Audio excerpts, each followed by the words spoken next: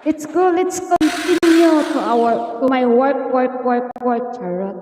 So, tinatawag ko mother dear kung hindi kaya ng power. So, kung hindi kayo magpa-assess sa atong mother dear. So, after ng assess ng mother dear ko, nakaya ko na. Ako na ang nag-continue magdikit sa cleansing sa atong wall cladding. So, gamit ang Marina at saka Rebecca. Oops! So anyway, okay lang yan, malayo sa bituka. Continue tayo guys, gamit ang radiator. Ayan, gamit ang radiator, gamit ng Varena.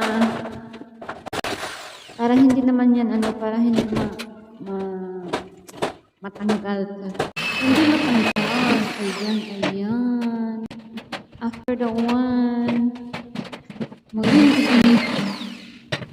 tapos, ayan. Tapos na. Tapos, gumagamit tayo ng